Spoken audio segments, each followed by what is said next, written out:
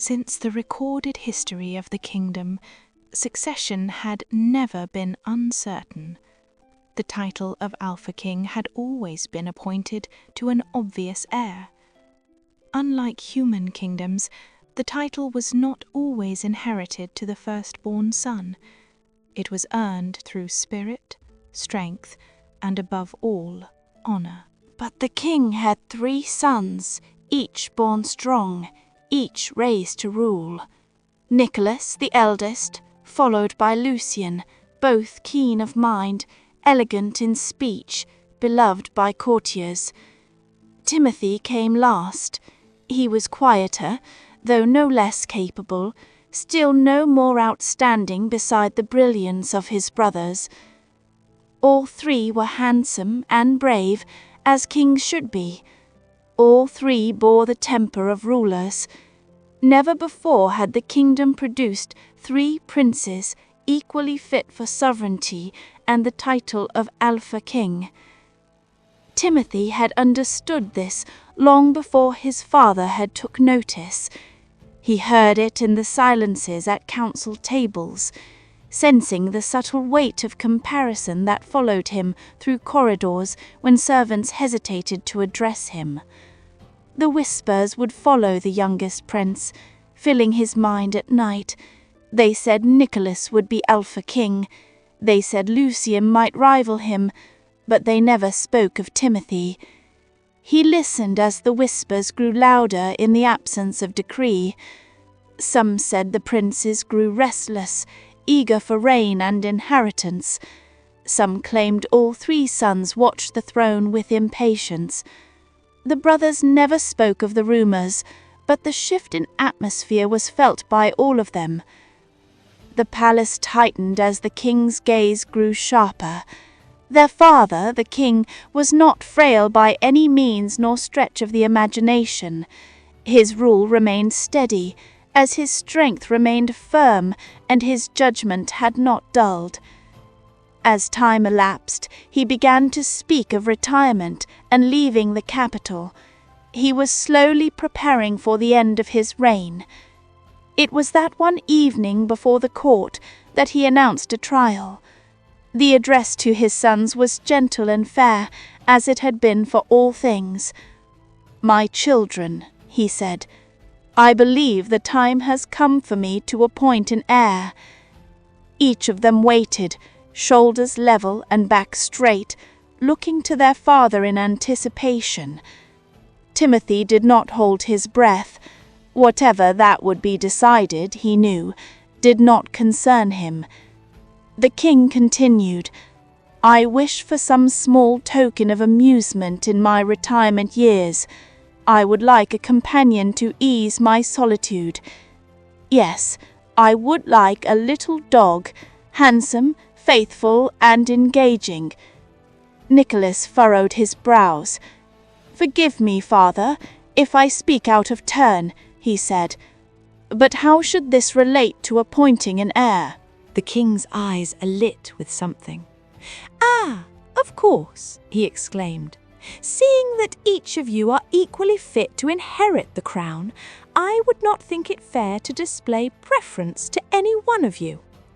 Therefore, the son who brings me the most perfect little dog will earn the title of Alpha King." The court murmured, while the princes stood in silence. Timothée stared between his father and brothers in disbelief, but the finality of the king's decision settled over the room before anyone could protest. Before long, each son received chests of gold and jewels for the journey, with the direction to return in 1 year's time. As strangely as the request had been made, the 3 princes were ushered away on separate paths to procure what their father desired. Thus, the youngest prince travelled alone. Markets across distant cities displayed dogs in velvet-lined cages. Breeders paraded creatures with silk coats and jewelled collars. For every merchant he ventured to, Timothée examined all the littlest dogs there were to display. Alas, he did not buy a single one. Each animal exhibited a new flaw to the young prince. Some were large, many were too common and familiar. He would sigh, thanking the sellers for their time, before leaving empty-handed once again. Every time he left, he would think to himself about his brothers seeing the same creatures. With their wit, Timothée knew they would select better. So he continued onwards, further than he had ever needed to travel before. Weeks passed as the road stretched endlessly and villages blurred in his memory. Still, his purse remained heavy. The road did not end when the land changed. Instead, it unravelled where the fields thinned and the sky dimmed. The young prince watched as the trees pressed inward, crowding together. Their trunks rose close enough to obscure the little remaining light. Evening darkness washed over the landscape, while the path squeezed tighter beneath his horse's hooves, narrowing until it vanished entirely. Suddenly, wind drove pouring heavy rain through the dense canopy, and thunder fractured in the surrounding air. "Whoa!" Timothée tried. "Whoa, boy!" he called out to his steed, pulling back on the reins. But it was to no avail. The creature was senselessly whipping through wind-tangled branches. The young prince earnestly held to the reins, ducking his head from the large trees. All too suddenly, something caught his cloak. Timothée felt the violent tug backward. The forest spun in his vision as he flew off the saddle of his steed, landing hard on solid ground. The mud was slick beneath him, and he watched as his only mode of transportation rushed away without a thought to look back. Timothée rose to his feet, groaning with the aches that ailed his body from the fall. He took in a breath. Though he was sore, he was not injured. With that, he glanced around him, looking for a path forward. It wasn't long before he lost direction, but he continued forward anyways. There was nowhere else to go. Night settled in, even darker than before. The thick flora surrounding the young prince obscured the distance he had covered. Branches scraped against his cloak, and water soaked through the leather and wool adorning him. Pressing further in the darkness, a faint glow emerged. Timothée blinked. Was he imagining it? Yet the light did not flicker nor waver. Its glow remained steady, suspending beyond the reach of the thunderstorm and shadow of night. It did not resemble fire or moonlight. It was a steady brilliance, unlike anything he had encountered. Naturally, the young prince shifted, altering course for it with curiosity and a hint of hope. The trees seemed to part as he progressed, and the light grew brighter with every passing moment. From the depths of the forest rose a palace. It stood before him, and he approached in awe. Its gate was forged of gold and encrusted with sapphires. Each stone cast a light across the clearing in pale brilliance. The light fractured and twinkled in iridescence. The walls stood tall in porcelain tiers, tinted in layered hues of shades of rainbow, mirroring the iridescent light. Along the surface of the walls, scenes carved and painted in intricate detail unfurled before him. There were fairies, crowned in fire, and courts gathered beneath celestial banners. He stared at the depictions of wars frozen in time. All these scenes of ancient fairies took the breath from his lungs. There were centuries preserved in the gleaming porcelain. He marvelled at the wonder he beheld, stepping closer. A chain of diamonds hung from the gate. From the end of the diamond chain rested a deer's foot. In a state somewhere between a trance and a tranquillity, he grasped the chain and pulled. The gate opened. Beyond the gate, inside the sanctuary of the palace, 12 hands appeared, each holding a torch. No bodies followed. They formed a corridor of light and motion, guiding him inward through the threshold. But the prince hesitated for a moment. A voice rose from within, composed and melodic. "Welcome, prince, no danger fear. Mirth and love attend you here." The voice lingered in the air, leaving behind a gentle hush that filled him with surreal confidence. Timothée advanced. The storm in the forest receded from his memory. His shoulders loosened, and the ache in his limbs quieted. The 12 hands guided him across the marble floor toward a towering coral door veined with pale rose and pearl. It opened without resistance. Beyond it lay an apartment formed from mother of pearl, where the walls shimmered with inlaid gemstones. Paintings framed in gold filled every surface, and lamps crowded the ceilings. Candles lined the ledges. Girandoles and lustres cast soft brilliance across the space. Thousands of sources of light pooled in every curve and angle. He passed from one chamber into another until he had lost count. Each room differed from the last in color, design, and ornament. One gleamed in blue crystal, another formed in amber stone. A third was panelled in ivory, carved with flowers and birds. He must have passed dozens of apartments, until at long last the hands halted him in a quiet chamber. They removed his sodden cloak and clothes. New garments replaced them. He was dressed in silk and fine wool, embroidered with gold thread and set with tiny pearls. They left behind no evidence of the mud and rain he had toiled amongst. The hands guided him to a dressing table. His hair was combed smooth, styled handsomely with richly scented pomade. He was brought to a basin after the hair was set. The basin stood ready, filled with clear water and faint perfume for him to wash his face. When he was led onward, the hall opened into a dining chamber vast in scale and rich in detail. The tables stretched across the room, set with gold dinnerware and crystal glasses. The table was adorned with bowls of fruit, and 2 places had been set. He paused there, finding his seat at the table end. His eyes were drawn to the empty chair opposite his own. Movement at the far end of the hall drew his attention. He stood politely for the arrival of his companion.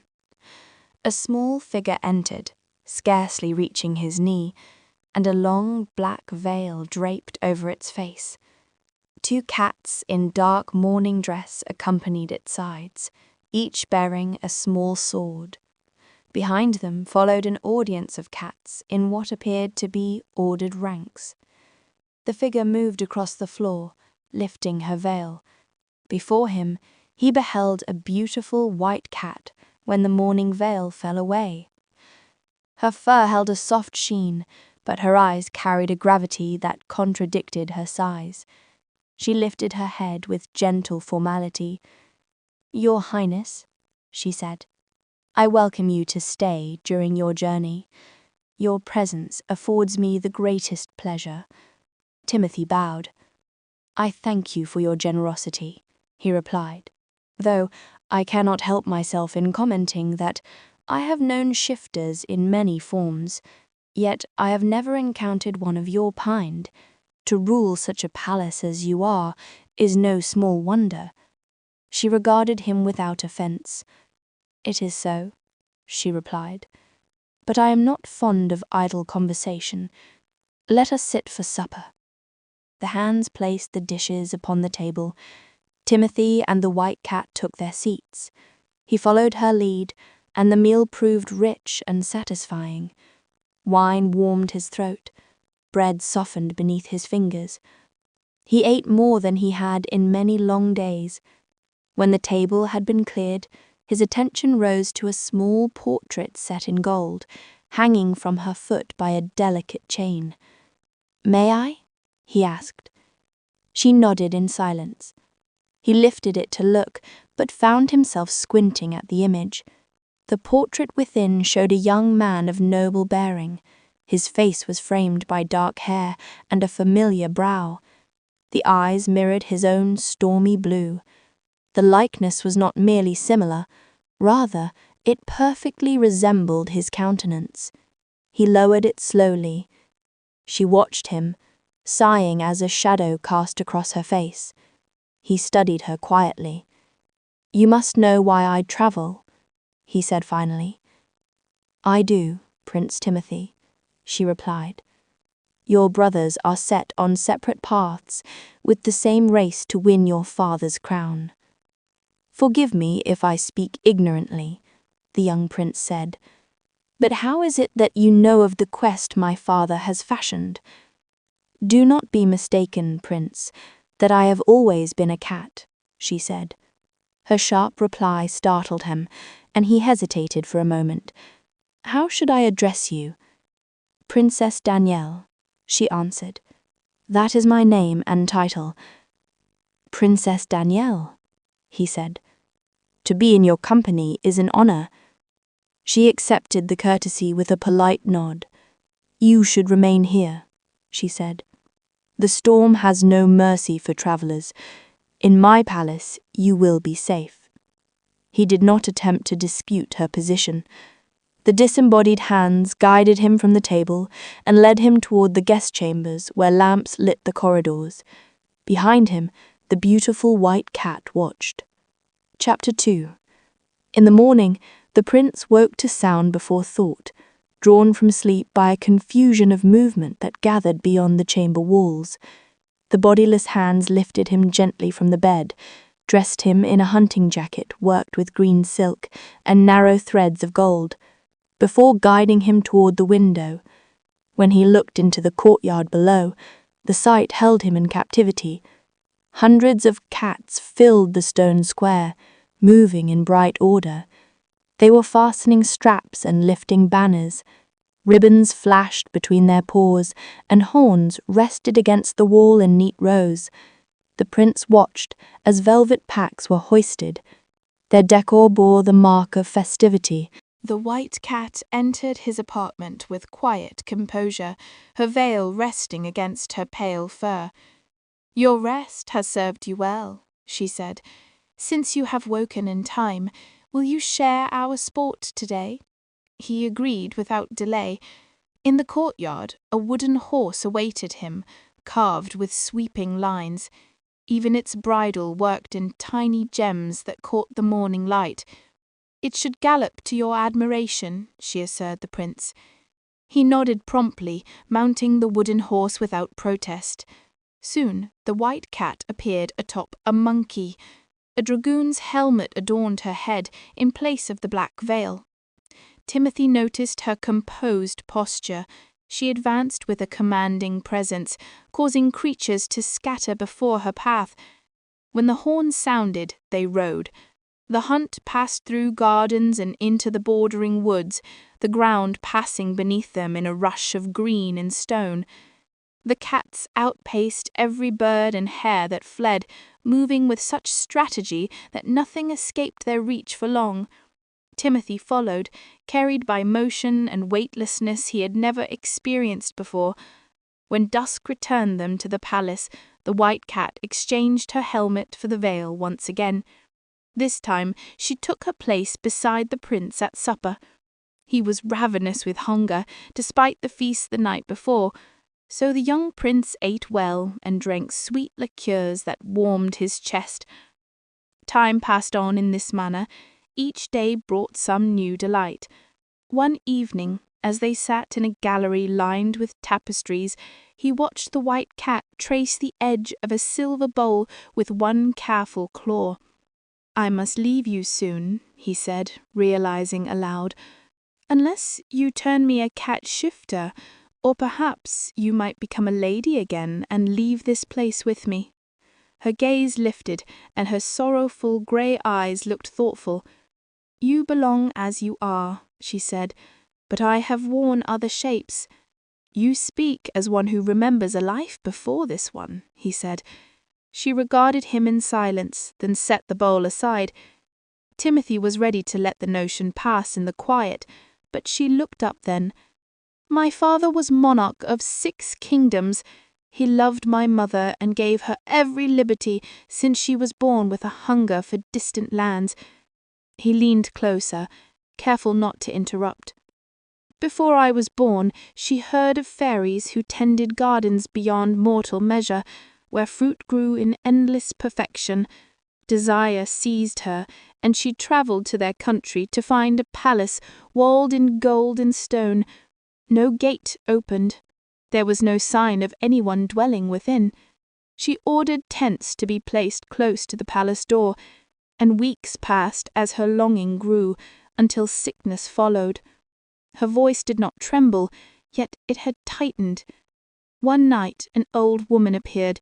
She introduced herself as a fairy and offered the fruit in exchange for the child she was to have. My mother was desperate in her illness and accepted, knowing the fruit would save her life. She filled caravans with the fruit and returned home, revealing nothing upon her return. Timothée's hand curled against the fabric of his sleeve. "Your father did not know." "No," she replied. Sorrow overcame her as my birth approached. She confessed, and my father learned that his only child was already promised to the fairies. "You were taken," he said, studying her with new sight. "Where are they now?" he asked, considering the palace he thought a wonder until this moment. "Let us not speak of the fairies, or my past. We wouldn't wish to spoil a splendid evening." He honoured her wishes, but could no longer shake an uneasiness that lingered in his chest. He suddenly thought of his brothers, Nicholas with his certainty, and Lucian with his grace. He even remembered his father's weary gaze, measuring the sons he had made. "My trial was meant to decide a king," he said. "If I return empty-handed, I will never stand a chance." The princess's eyes remained on him steadily. "Then you must not return empty-handed." Time in the palace unfolded without edges. Light shifted through crystal halls. Music replaced clocks amidst the laughter and shared meals. Their long wandering conversations carried him through galleries and gardens, through histories folded into quiet evenings. It was the middle of an ordinary morning, when he stood at a balcony watching cats braid ribbons through one another's fur.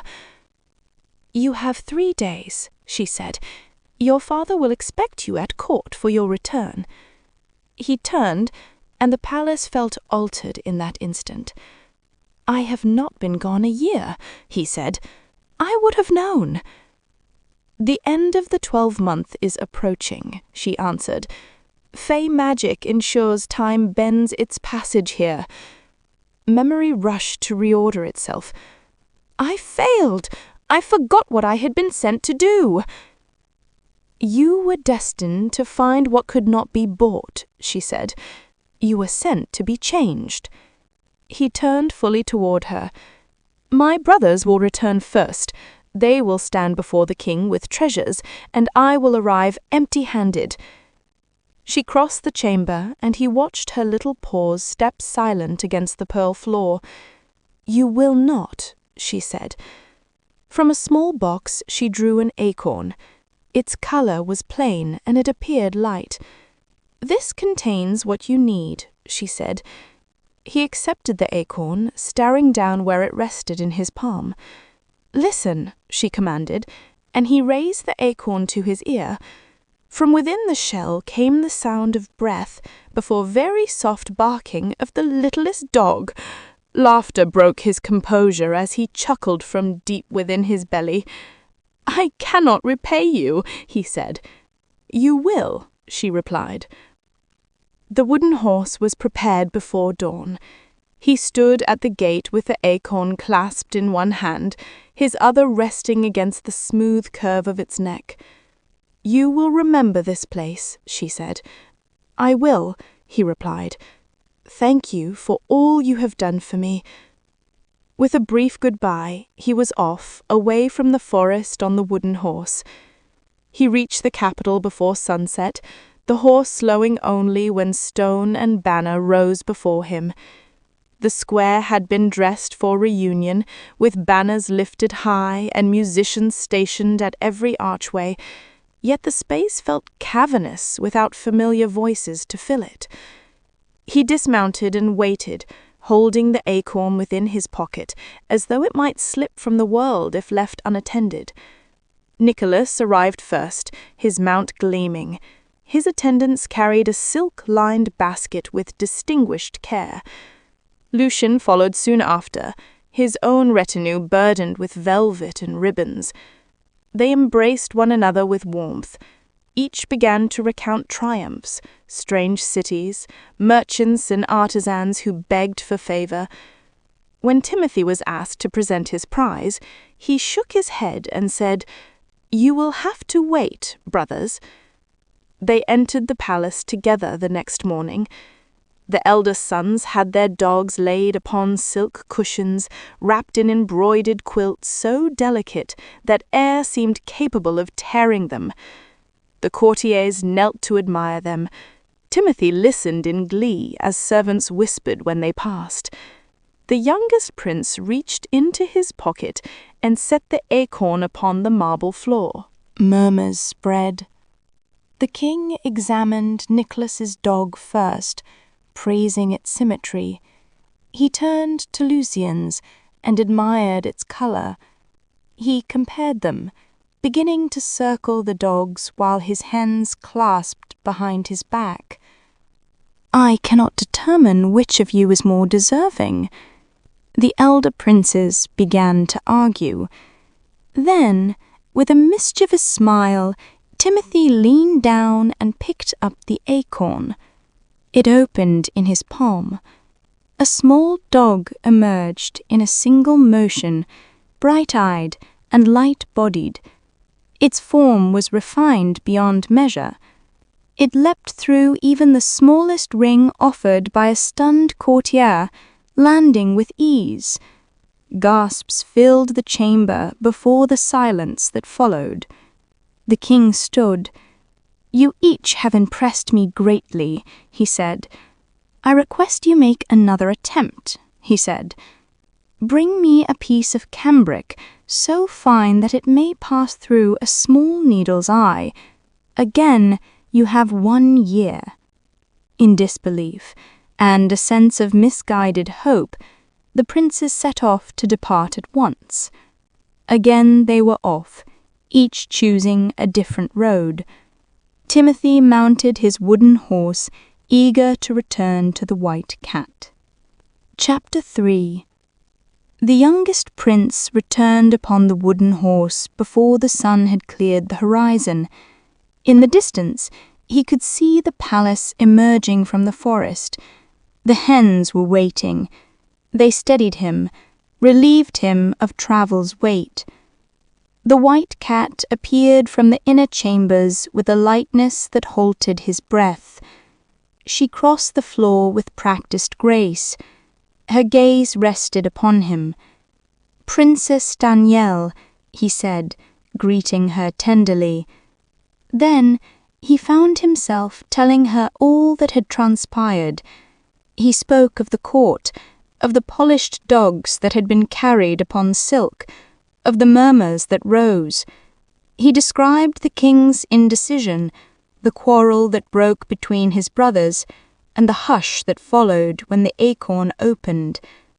Each detail was received with quiet attentiveness, her tail folding neatly around her paws, her eyes holding his without interruption. When he finished, he mentioned the second task, describing the impossible cambric. She answered dutifully, "There are paws in this palace that weave fabric finer than any other. You need only remain here while it is woven." Relief moved through him. The tension that had begun to coil during his return loosened, settling his shoulders. Festivity followed his arrival. Fireworks were released beyond the high windows, their color spreading across porcelain walls. The echoes sounded through corridors. Music played in the chambers that had already grown familiar. They sat together while light scattered across the ceiling.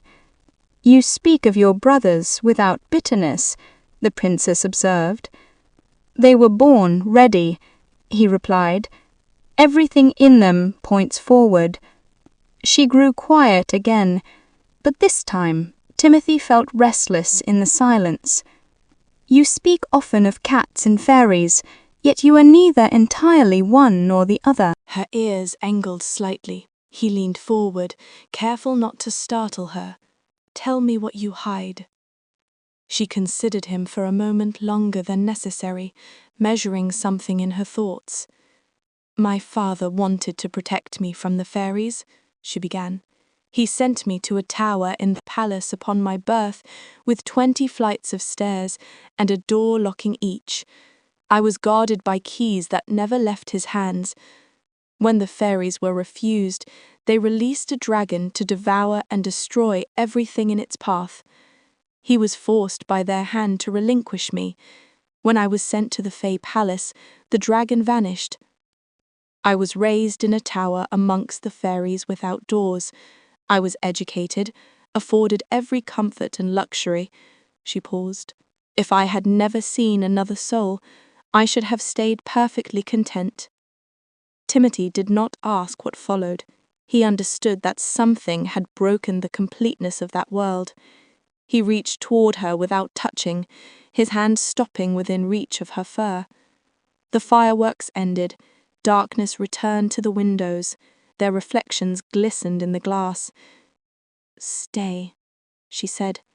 He obeyed her wishes, still wondering whether she was shifter, human, or fey.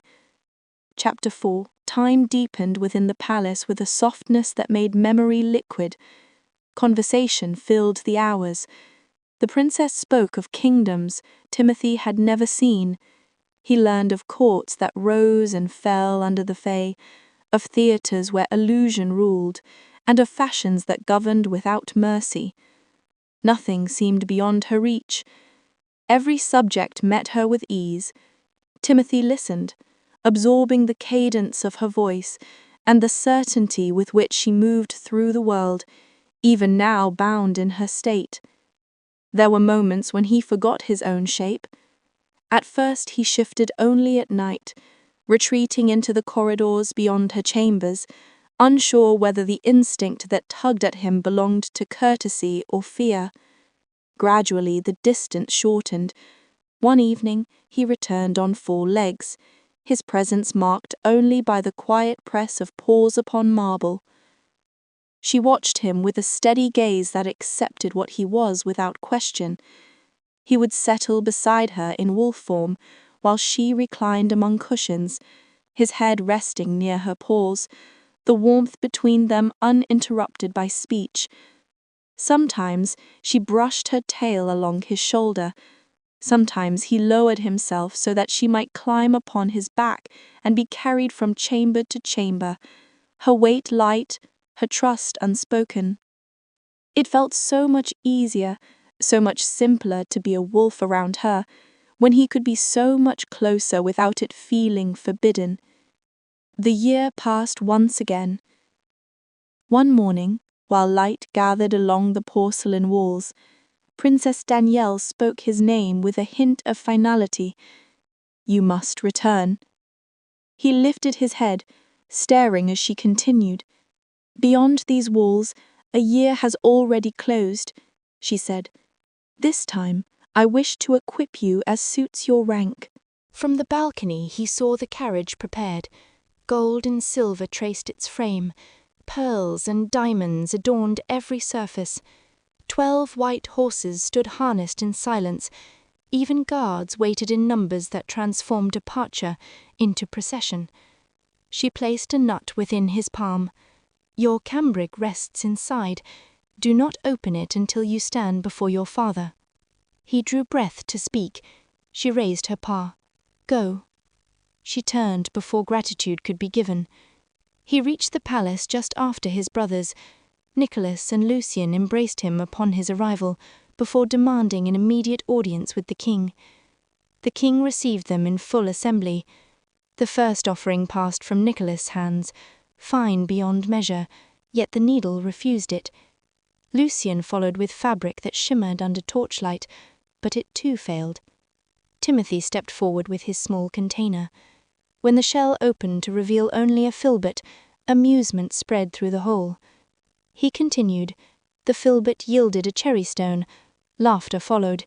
He cracked again and found a kernel, and within that a grain of wheat, and within that a single millet seed. His fingers trembled before the feeling of a sharp claw scratched his hand. Inhaling, he opened the seed. Cambric spilled out in a stream that reached across the chamber, fine enough to pass the needle with ease, long enough to stretch beyond sight. The whole fell silent. The king nodded, satisfied by their accomplishment. "My sons," he said, "there remains one task. You will each seek the most beautiful woman.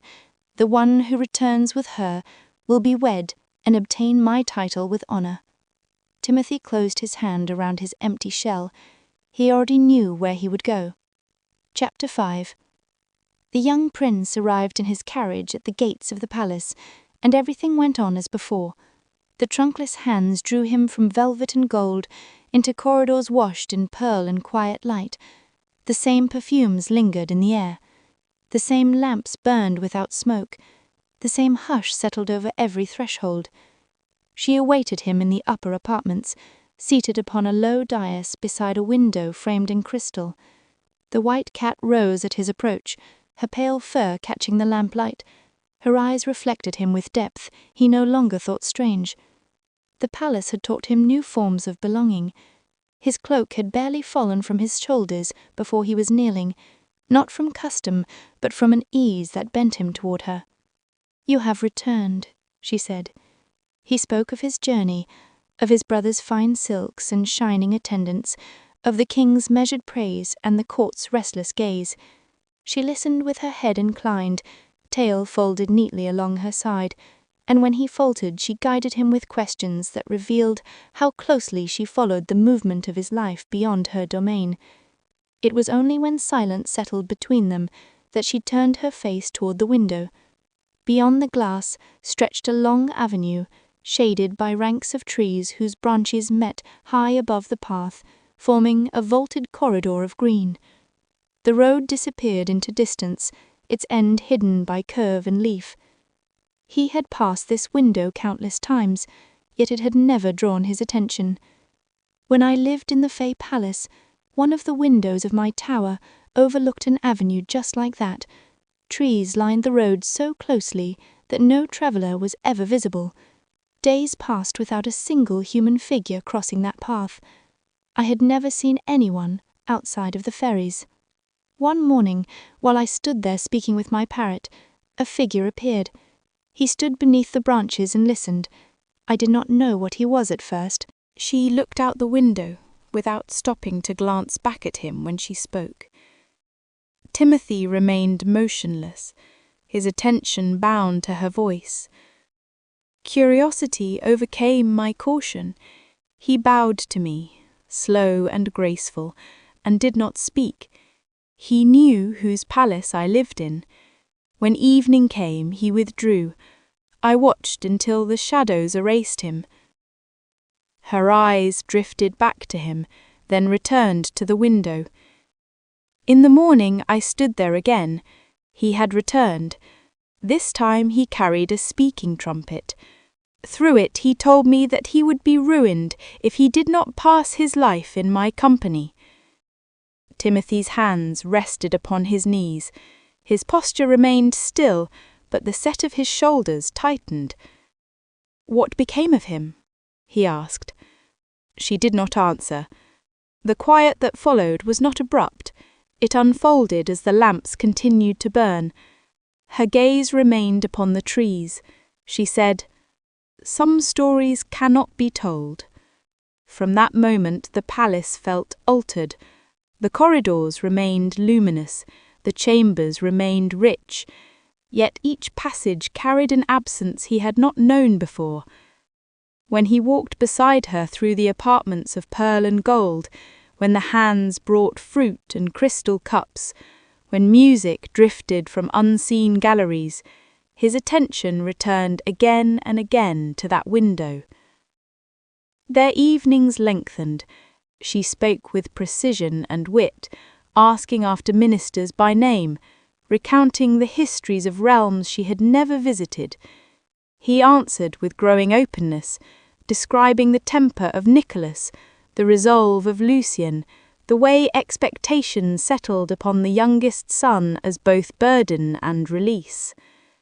At times he shifted before her into his wolf form, drawn by a desire for closeness. She welcomed him, curling beside him upon low cushions, her white form a quiet mirror to his dark one. They shared the warmth of proximity, breath and fur. One evening, as dusk softened the chamber, he returned to the question without speaking it. He rose and stood beside her at the window. The trees lay in shadow. The road vanished into night. "You will not tell me," he said. She did not turn. He remained there, accepting the boundary she had drawn, though its edge cut more deeply than he had expected. Chapter 6. With that, another year slipped through the clutch of his mind. Seasons and ritual did not exist where fey magic touched the palace walls. Time simply thinned, day by day, until one extraordinary morning arrived. Timothée woke in his chamber, watching the pale light filter through the high windows. The trunkless hands drew back the curtains. Further in the palace, the prince could hear the bells that chimed. Something about the way she approached unsettled him when she asked him to walk with her. They passed through the upper galleries, where glass mosaics caught the light in drifting colours. Their steps were unhurried, though his breath stilted in growing anticipation. He had learned the rhythm of her presence, the measured grace of her movement. He observed the way she paused at thresholds. When they reached the western window, the one that overlooked the long, shaded avenue, she settled upon the low ledge and remained silent. The road lay beneath them in quiet continuity. Leaves stirred at the forest edge. "Tomorrow," she said, "you must return to your father's palace again." He had known this day would come, though he had not spoken of it. He looked at her without answering.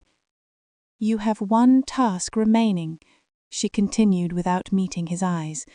"It depends only upon you to fulfill it. You must go to your father with the most beautiful woman by your side." He turned toward her, his breath suspended. "You know I cannot do that which was asked of me." She shook her head. "Dear Prince, the time has come for you to display utmost honor and filial piety."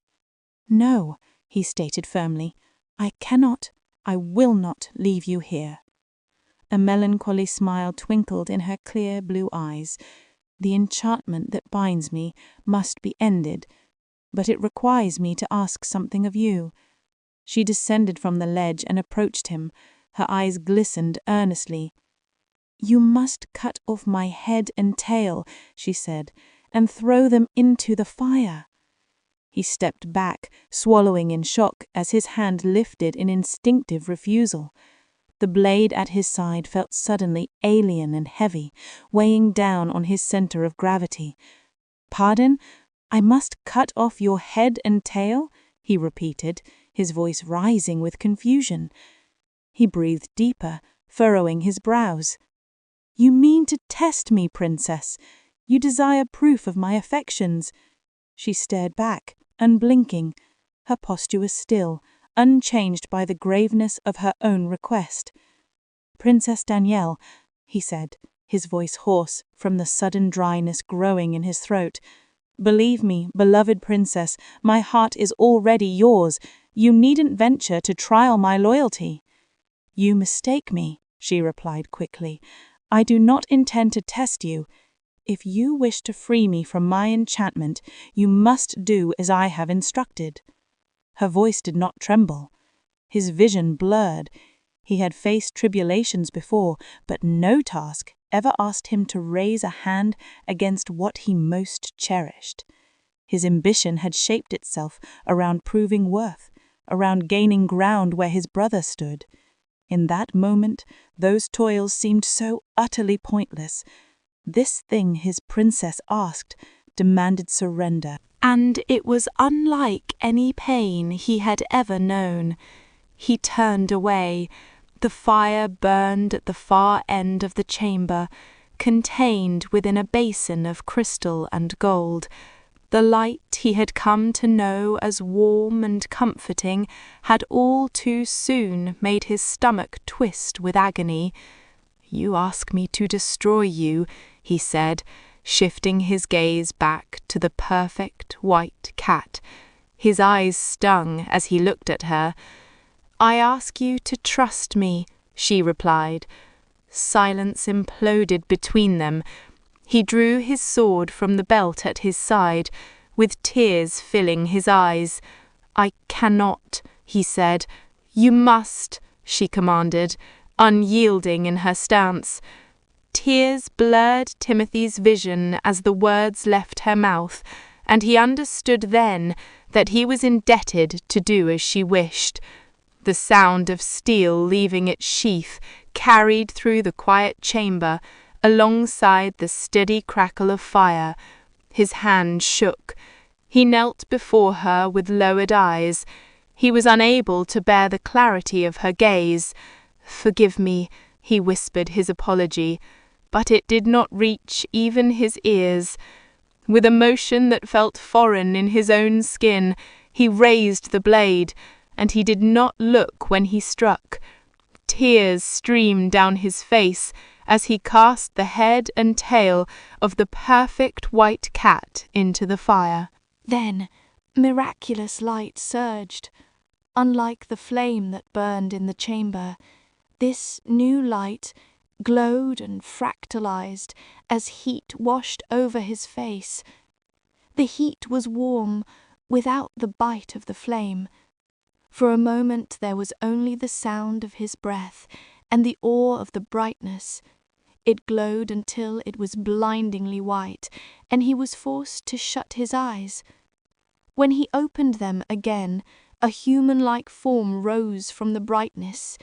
Hair swept down across unearthly features in a pale cascade, white as frost, drifting around her shoulders in soft curves. Her ears emerged gracefully, with delicate points, subtly bearing the mark of fey blood. Her skin shone with a radiance, glowing softly in the dim chamber. When her eyes opened, Timothée knew.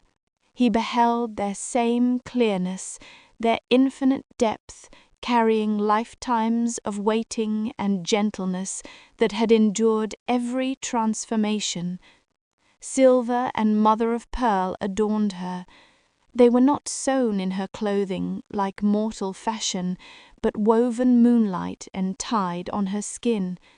Her forehead was graced with a silver circlet, dangling with dainty chains and tiny iridescent pearls. The fabric she wore cast the same iridescent hues that shifted between soft blues, pale violets, and fleeting gold. Each movement sent quiet rainbows across the floor, faint arcs of colour that vanished almost as soon as they appeared. She stood within that shimmer, neither wholly of the world nor apart from it.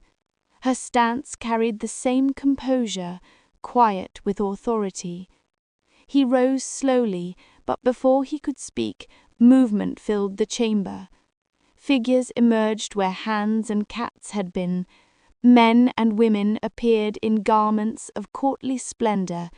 Voices lifted in astonished reverence. They knelt before her and named her queen. She lifted a hand, and the sound receded. "Withdraw," she said. They obeyed. As abruptly as they appeared, they left her with the prince. She turned to him in the quiet of the chamber, where everything had changed in the matter of a few moments of time. He could not move. Every certainty he had carried into the act had dissolved. She stepped toward him as the fire behind them settled into quiet flame. She watched him as though measuring the distance between what had been lost and what now stood before her. Timothée remained where he was, uncertain whether movement would fracture what had just come into being. "You have ended what bound me," she said, her voice unchanged in timbre, though freed of its cage. "But there are things you must know, for I would not have you walk beside me without understanding the ground beneath your feet." He nodded, still unable to speak. She turned towards the window. Morning lay beyond it, pale and distant. Her reflection hovered faintly in the glass. "I resolved long ago to escape the tower in which I was kept," she said. "I begged the fairies who raised me for a netting needle, mesh and cord. I told them I wished to make small nets to amuse myself by catching birds at my window. When I was granted this, I learned to weave beyond their sight." Her hands folded before her.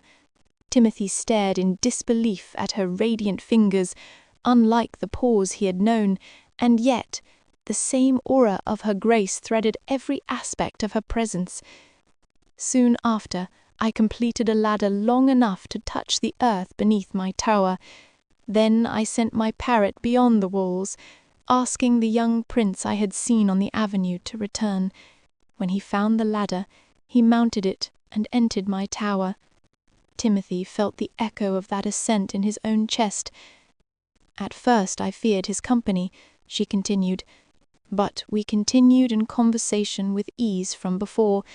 Before I knew it, the window opened." She paused. "The eldest fairies stormed the tower on a dragon. My prince thought only of shielding me and placed himself between us. Of course the fairies outnumbered him. They commanded the dragon to devour him before my eyes. I would have followed him into death, but the fairies denied me that mercy. They preserved me for punishment. With the touch of her wand, I became a helpless white cat. They brought me to this palace belonging to my belated father. The fairies declared I would not be restored until my love would return to cut off my head and tail." She turned back toward him. Timothée closed his eyes. "I don't understand, Princess," he said. "What of the prince who died at the hands of the fairies?" "You are that prince," she answered softly. "I have waited centuries in my enchantment for you to be returned to me. I watched kingdoms rise and fall as I waited, searching for signs of you." The weight of her words settled upon him slowly. He understood then that every moment in this palace had been a step forward, moving him to this point of fate. He had been led here without knowing the shape of the road. "You have ended the enchantment," she said.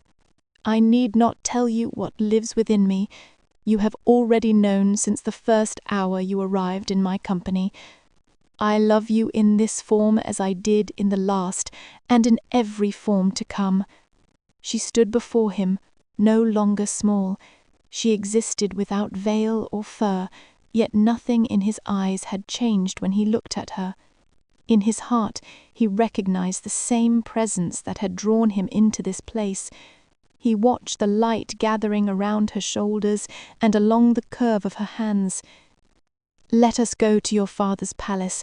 Let us claim the life that was withheld from us." He approached her slowly, aware that each passing moment belonged to a future he had not envisioned. Every step carried him away from the boy that had feared his brother's shadows. His hand lifted, halting. The touch of her fingers brushed his palm until his hand rested against hers. It felt real. Warmth passed between them. He did not speak for a long while. He looked at her, peering inwards at the familiar blue of her eyes deepened by a face he had never seen, yet had always known, and the thought of returning alone became suddenly impossible. "We shall go," he said at last, his promise taking shape. "We will stand before my father together. I will not walk back into that court without you at my side. Whatever crown waits beyond that threshold will matter less than this." Her fingers closed tighter around his. Relief flickered in her wide, unchanging eyes. It moved through her expression in a manner of release, like a long-held breath finally let free. Beyond the window, the long avenue remained, shadowed beneath its arch of trees. The future waited beyond, unformed but filled with wonder. Chapter 7. The carriage with 12 white steeds bore them from the palace in a tide of light and metal. The surface of the carriage was bright with silver and pearl, even as its wheels were gliding across the distance. Timothée sat beside Danielle, close enough that the warmth of her arm remained constant, not yet daring to look at her for long, as though sustained sight might undo what had only just become real. The road unspooled beneath them, forests thinning into plains, plains yielding to the wide avenues of the capital, where towers rose in patient ranks and banners stirred above the gates. They arrived as bells were sounding. The court had already gathered, drawn by rumour and anticipation. Nicholas stood at the far end of the marble floor. At his side waited a woman refined into ceremony, her dark hair bound with gold. Her gown had been worked with stones that caught the light in rigid patterns. Lucien stood nearer the dais, smiling with ease. His chosen companion joined him with her gaze trained forward, displaying practiced serenity. Both women were undoubtedly beautiful and composed. He stared. Both were presented as offerings. Timothée noted the ceiling arched high, painted with victories that had ended before his birth. The walls were lined with courtiers, filled with expressions tuned to expectation. The throne rose at the centre, and upon it sat the king, his father. Timothée held his father's gaze without lowering his head. Murmurs had spread when the youngest prince entered. Danielle walked beside him, her silver garments casting gentle prisms across the floor. Her white hair was fashioned ornately around her head, exposing her pointed ears. Even her skin carried the faint glow of fey blood. She did not bow, nor lower her gaze. A shift passed through the assembly, as a disturbance not yet named. The youngest prince became acutely aware of every distance between them. The eyes of the court began to move, comparing as they had always done. He saw it in the set of his father's shoulders. He noticed the tightening of his brothers' faces, bracing for judgment for which they did not ask to receive. The trial was about to begin, as though it were as plain and obvious as all the others, when the 3 princes knew it was not. The king rose, thanking his sons for their obedience. "My sons," he said, loud enough for the whole room to be filled with his voice, "you have displayed devotion to me like no other. For 3 years you have sought to prove your loyalty and honor. I have been amazed each time by splendor which you have brought before me." The princes listened as their father spoke of legacy and succession. "This year," he continued, "your duty was to procure the most beautiful woman, someone worthy to be a future Omega, so I might rest assured that the kingdom will be left with a solid foundation to thrive in my retirement." He gestured toward the 3 women when he spoke of worthiness. Timothée felt a pressure gather behind his eyes. He had stood in this hall as a child and believed it immutable. He had believed its rules carried the authority of nature.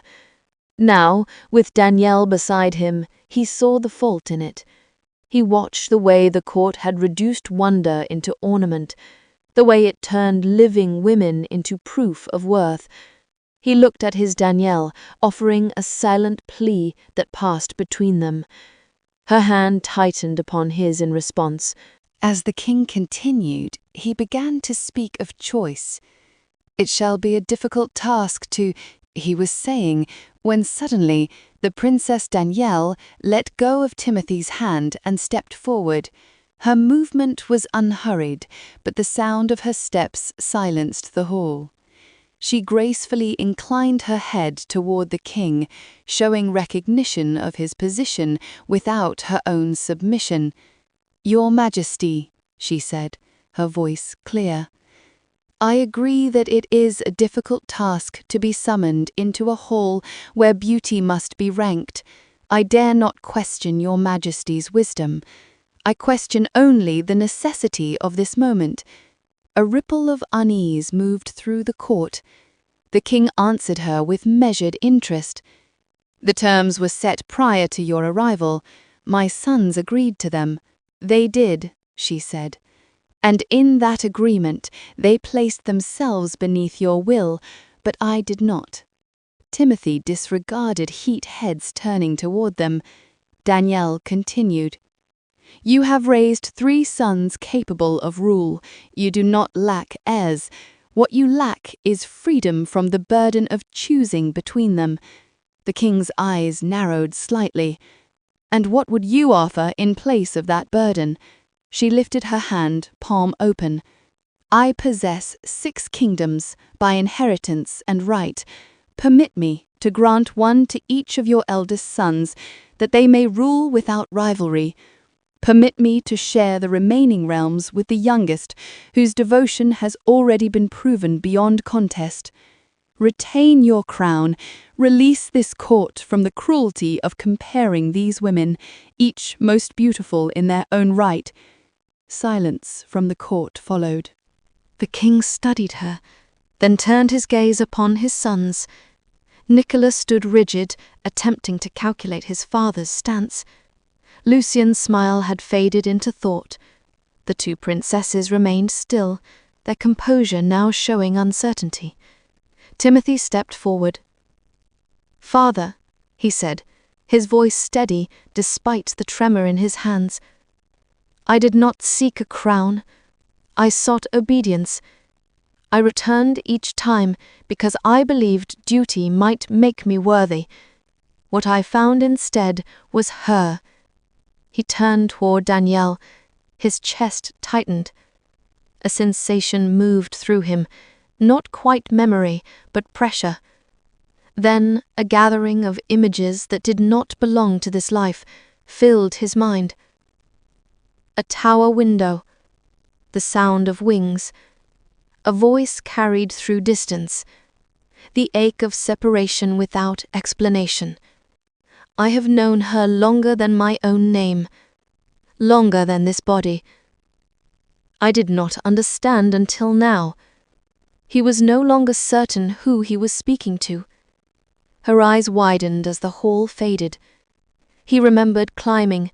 He remembered fear, braided with wonder.